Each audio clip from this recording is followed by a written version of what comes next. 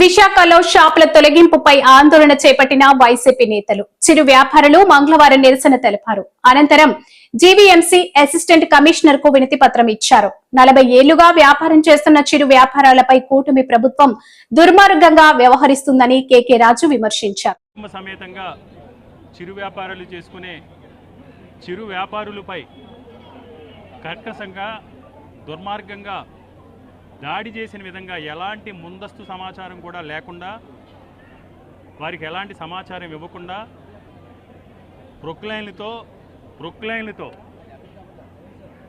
చిరు వ్యాపారుల యొక్క బడ్డీలను కానీ షాపులను కానీ ఒక విధ్వంసం సృష్టించినట్టు ధ్వంసం చేసి ఆ వ్యాపారుల కుటుంబాల్లో ఆందోళన కలిగించి ఈరోజు వాళ్ళు ఊపిరి ఆగిపోయే విధంగా, ఆపరేషన్ లంగ్స్ పేరుతో వాళ్ళు ఊపిరి ఆగిపోయే విధంగా ఈ కూటమి ప్రభుత్వం ఒక దుర్మార్గమైన కార్యక్రమాన్ని విశాఖపట్నంలో చేపట్టడం జరిగింది.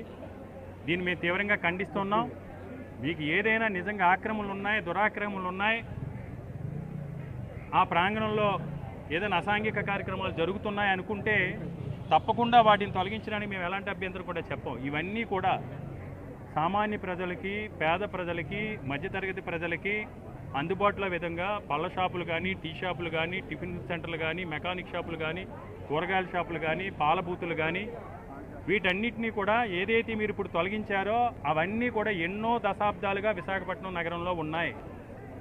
వాటన్నిటికీ కూడా జీవీఎంసీ అధికారుల నుంచి ట్రేడ్ లైసెన్సులు ఉన్నాయి, ఐడి కార్డ్స్ ఉన్నాయి, విద్యుత్ ఎవరైతే ఎలక్ట్రికల్ డిపార్ట్మెంట్ నుంచి విద్యుత్ మీటర్లు కూడా ఇవ్వబడిన షాపులు ఇవన్నీ కూడా. అంతేకాకుండా చాలా చోట్ల గతంలో ఉన్న కమిషనర్సు స్వయంగా ఆకర్ జోన్స్ అని నిర్ణయించి ఆకర్ జోన్స్లో వాళ్ళందరికీ కూడా ఈ విధంగా ఆకర్ జోన్స్ అని ఇచ్చి నెంబరింగ్ ఇచ్చి మీరు ఇక్కడ వ్యాపారాలు చేసుకోండి, ఈ 70 గజ ఈ 100 అడుగులో లేకపోతే 120 అడుగులో 80 అడుగులో మీ వ్యాపారాన్ని మీకు కేటాయించడం జరుగుతుందని వాళ్ళకి ట్రేడ్ లైసెన్స్లు ఇచ్చి వాళ్ళ వ్యాపారం చేసుకోవడానికి అఫీషియల్గా ఆకర్ జోన్ డిక్లేర్ చేసిన ప్రాంతాల్లో కూడా స్వయంగా గతంలో ఉన్న కమిషనర్స్ దగ్గరుండి ప్రారంభించిన ఆకర్ జోన్స్లో కూడా ఈరోజు రామాంజనేయులు కావచ్చు, సాయికాంత్ వర్మ గారు కావచ్చు, అదేవిధంగా గతంలో ఉన్న సృజన్ గారు ఉన్నప్పుడు కావచ్చు, ఈ రాజాబాబు గారు ఉన్నప్పుడు కావచ్చు, గతంలో కమిషనర్స్ ఆధ్వర్యంలో ప్రారంభించిన ఆకర్ జోన్స్ను కూడా విధ్వంసకర ధోరణిలో ఈరోజు ధ్వంసం చేయటాన్ని చాలా మేము తీవ్రంగా ఖండిస్తున్నాం. దీనివల్ల ఈరోజు విశాఖపట్నం నగరంలో సుమారు 40,000 కుటుంబాలకి పైచీలకు 40,000 కుటుంబాలు పైచీలకు ఈరోజు ఉపాధి కోల్పోయి రోడ్డును పడ్డారు. వాళ్ళందరూ కూడా ఈరోజు పెద్ద ఎత్తున ఆందోళన చెంది ఆ కుటుంబాల ఆర్థిక భారంతో వెలవెల్లాడుతున్నారు. ఎందుకంటే ఇవన్నీ కూడా డైలీ ఫైనాన్స్కో లేకపోతే ఎక్కడో బ్యాంకులోనో చాలా వరకు కూడా వీటిల్లో కూడా ముద్రా లోన్స్ వచ్చినాయి. గతంలో జగన్మోహన్ రెడ్డి గారి ప్రభుత్వ అధికారంలో ఏ విధంగా అయితే తోడు చేదోడుకి అర్హులు వీళ్ళందరూ ఇప్పుడు ముద్రా లోన్స్ కూడా ఇచ్చున్నారు. ఆ చేయుత ద్వారా కూడా వీళ్ళందరినీ కూడా ఆదుకోవడం జరిగింది. కాబట్టి తక్షణం మా యొక్క డిమాండ్ ఏంటంటే ఏదైతే ముందస్తు సమాచారం లేకుండా విధ్వంసకర ధోరణిలో కర్కశంగా మీరు ధ్వంసం చేశారో వాటన్నిటికీ కూడా నష్టపరిహారం చెల్లించాలి. రెండోది ఏదైతే ఆకర్ జోన్స్లో గతంలో డిక్లేర్ చేశారో వాటిని కంటిన్యూ చేస్తూ వారందరికీ కూడా ఈ చిరు వ్యాపారులందరికీ కూడా ప్రత్యామ్నాయం చూపించాలి. ఈ ప్రత్యామ్నాయం చూపించి వీళ్ళందరికీ కూడా నష్టపరిహారం చెల్లించే వరకు ఈ వేలాది బాధిత కుటుంబాల తరపున మేము వాళ్ళకి అండగా నిలబడతాం. ఇది ఆరంభం మాత్రమే. మీరు కనుక ఇలాగే నిరంకుశ ద్వారంతో వ్యవహరించి మీరు ఏం చేస్తారో చేసుకోండి అంటే తప్పకుండా వీళ్ళందరి తరపున కూడా మేము ఎలాంటి పోరాటానికైనా సిద్ధం. వీళ్ళకి న్యాయం జరిగే వరకు కూడా ఈ ప్రభుత్వంపై పోరాటం చేస్తూ ఉన్నాం. ఈ సందర్భంగా విశాఖపట్నం నగరంలో ఉన్న, ఈ జిల్లాలో ఉన్న తెలుగుదేశం పార్టీకి సంబంధించి, జనసేన పార్టీకి సంబంధించి, బీజేపీ పార్టీకి సంబంధించి ఎమ్మెల్యేలు కానీ, ఎంపీలు కానీ, మేయర్లు కానీ మేము ఒకటే ప్రశ్నిస్తున్నాం. మీరు ఈ కష్టాలు మీ కంటికి కనబట్టలేదా?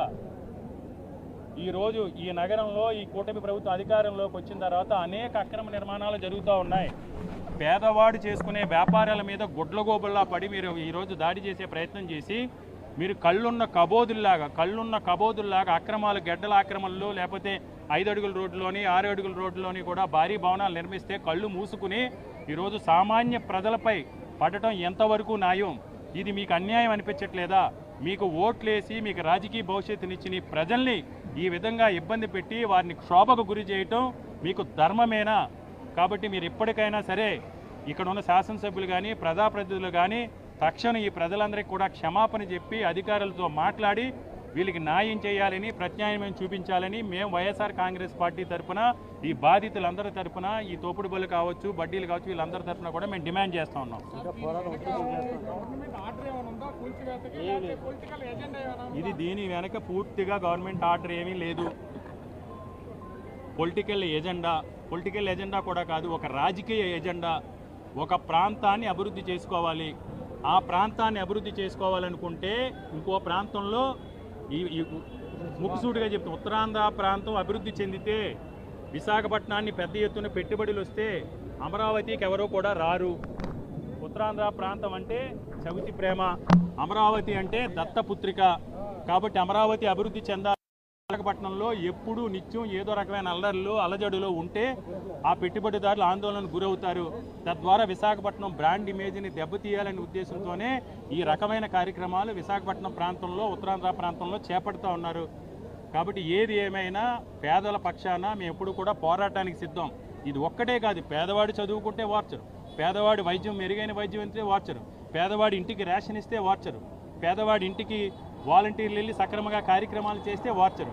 అంటే ఈ ప్రభుత్వ ఎజెండా, ఈ కూటమి పార్టీల యొక్క ఎజెండా పేదవాడిగా ఉంటే మాత్రమే రాజకీయాలు చేయగలుగుతాం.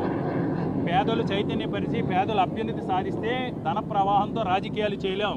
దోచుకున్న ధనంతో ధన ప్రవాహంతో రాజకీయాలు చేయాలంటే ఎప్పుడూ పేదవాడిగానే ఉండాలనే ఎజెండా ఈరోజు ఇలాంటి కార్యక్రమాల్లో ఉంది. ఇప్పుడు మెయిన్ కంపెనీస్ తర్వాత అందరూ ఇక్కడికే వస్తున్నారు, ఇక్కడే పెట్టుబడి పెడతారని ప్రభుత్వం ప్రచారం చేస్తుంది. మరి ఎప్పుడు